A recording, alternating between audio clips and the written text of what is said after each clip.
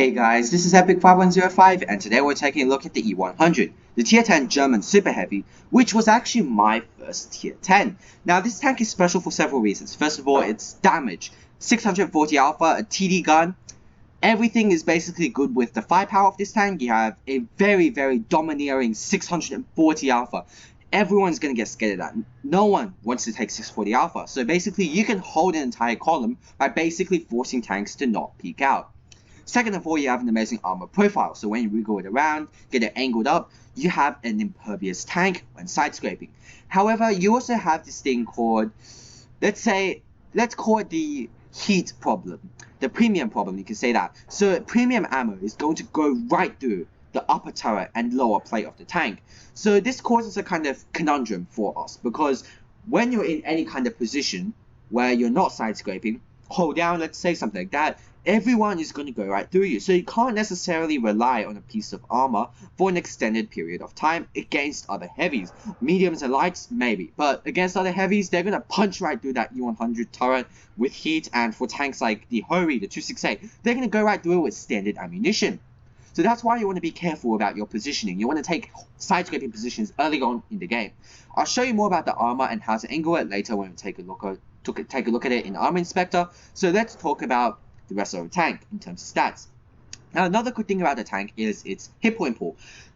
When you're trading or taking a frontline position, hit points are very important. You want to kind of bleed and kind of not over bleed as well. You want to trade but not necessarily bleed all your hit points out. So the E100 with its armor, which like I said isn't exactly the greatest but still suffices, you're going to get a couple bounces, and that allows you to really give you the upper hand in a 1v1, especially with that 2.75k hit point pool.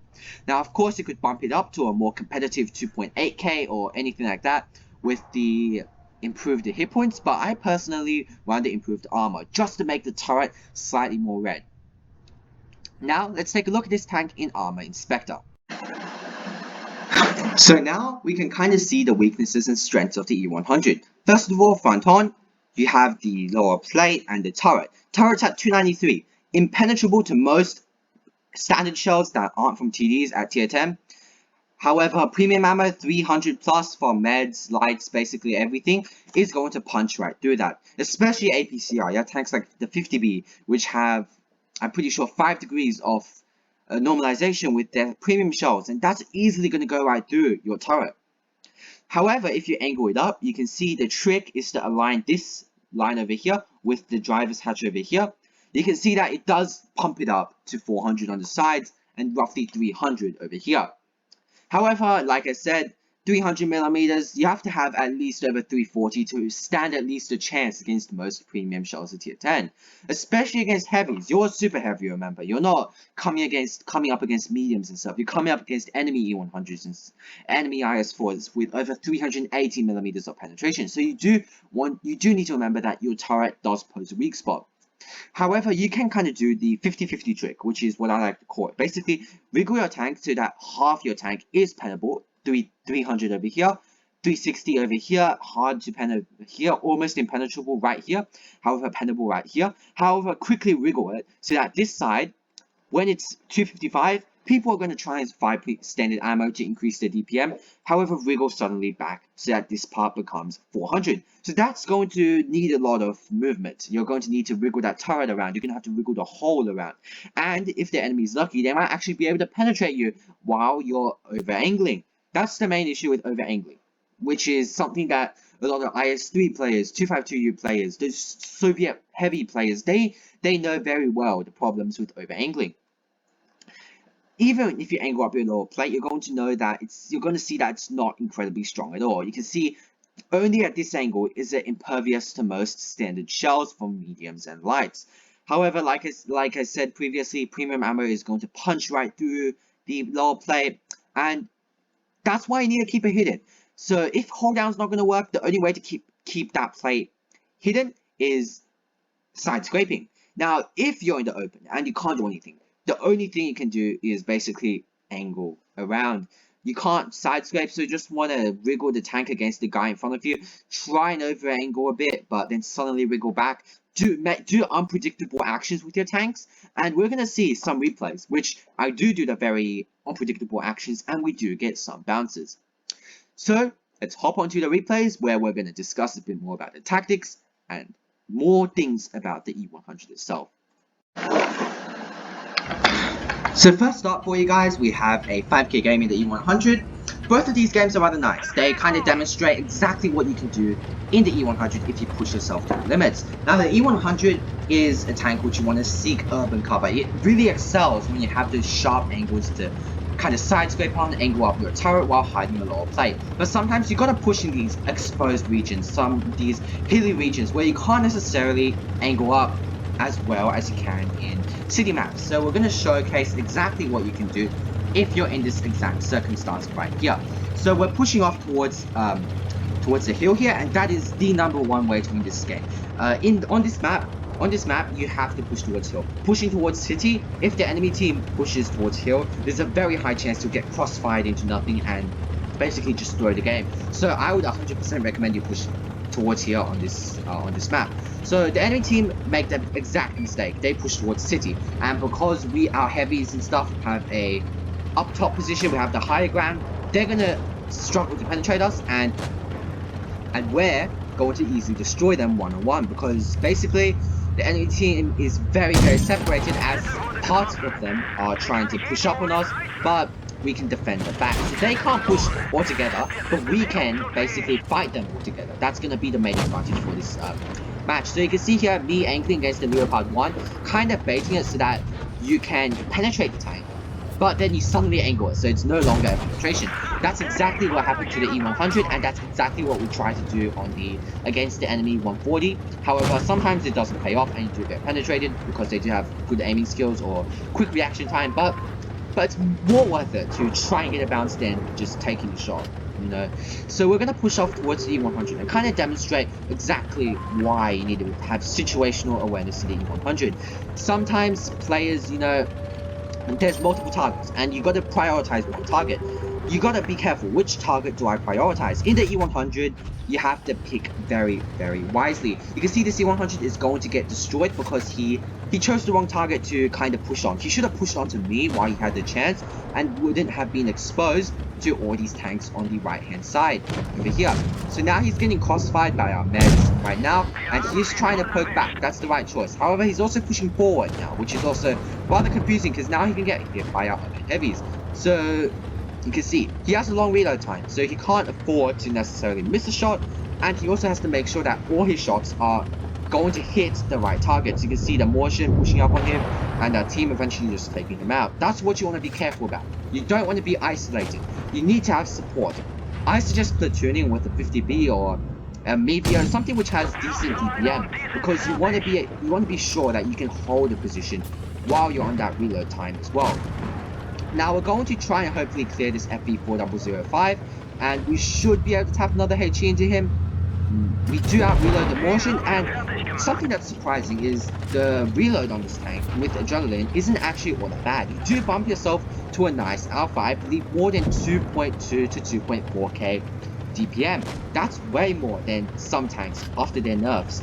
You have tanks which used to be like the DPM farmhouse of tier 10, like the E5 and the 215B. Now they've been nerfed. Alpha is much more key than DPM on some of those tanks. You can see we're going to get some shots where we only have the opportunity to tap one shot in. And in the high DPM tank, we might actually not get as much damage. On the E100, you combine decent DPM, so you can win 1v1s, and you do have amazing hit points. And you can also combine the DPM with the potential to bounce a couple shots to better win a trade, you can say. Now we're going to hopefully tap this T57 right into the side, maybe. Nice tap for 678, and you can see after we've held a position, a defensive position, trying to not get shot, we're now pushing nonchalantly towards the enemy. After holding a side scraping position against an enemy E100, we can push onto them. So right now we can see we have 1.8k hit points. We have way too many hit points. We have almost more than the entire hit point pool the enemies have right now. So we can just push up and basically just have to take them out. So that's what's good about the E100. You have a beautiful hit point pool that you can bleed later on the game. So we now do spot the Hurry type 2, and you're about to see that the armor on the E100 isn't all that good when it comes to fighting against TDs.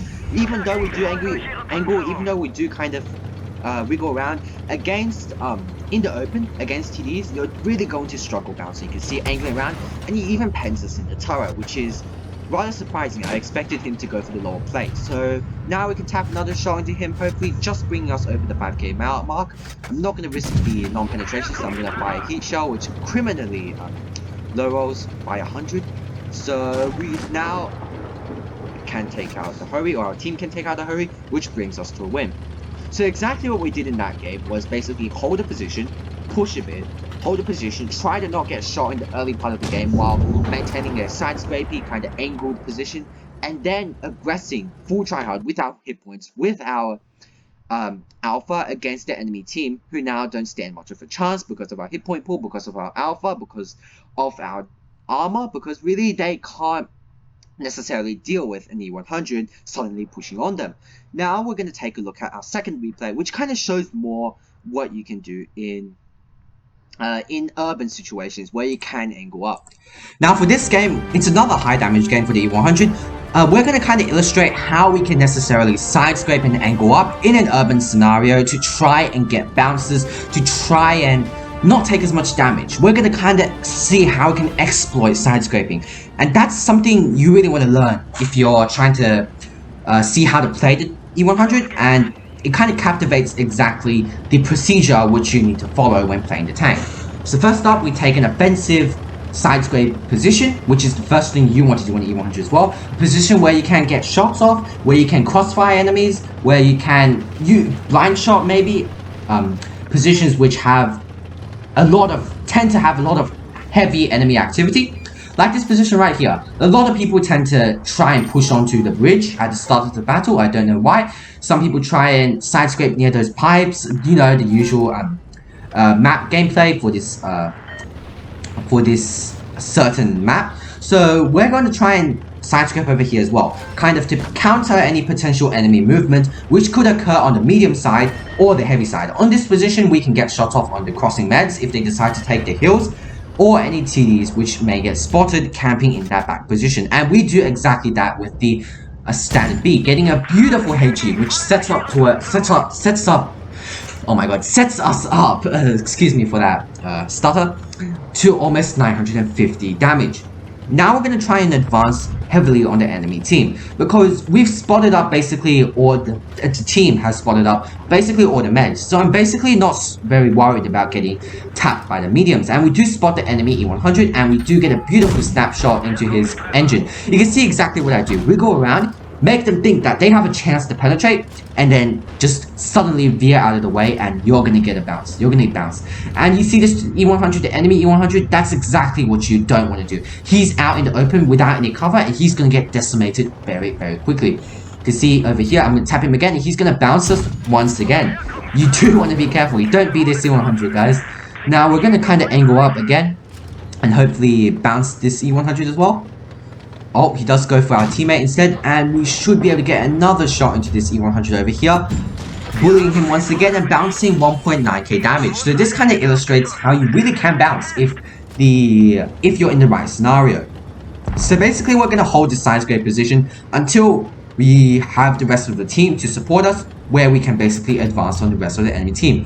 We're going to hopefully get a bounce from the E100, but yeah, we angle a bit too late, and we do manage to get penned. So another thing that people underestimate about the E100 is the turret rotation speed. It actually has more rotation speed than the E5 and the IS4 after the nerf. So really, you can angle up really, really quickly. People expect you to lumber around like a slow German super heavy, but your turret rotation speed and your general movement overall isn't all that bad. You have roughly around 20 degrees, 22, 24 degrees of rotation per second. So it's actually very capable of rotating around against flanking meds if you're in the right scenario. So we're going to tap this guy again, and that's basically all the damage we're going to get this game. So yeah, I mean, this kind of shows side scrape. you try and conserve hit points. Try and trade while in that side scraping position, because you have that juicy alpha. You can shoot and basically hide for an extended period of time. You need team support. We basically had a team behind us, kind of in the heavy position, kind of pushing up on the meds, and then when the time is right, you just push up with all your hit points to try and take out the enemy. Now, we're not going to get much more damage. We're going to not hit this guy in time. Our team is probably going to get him. And yeah, we just missed a shot. You can see you do have to aim in a bit. The tank's dispersion stats are actually pretty good for 152, for a 15 centimeter gun.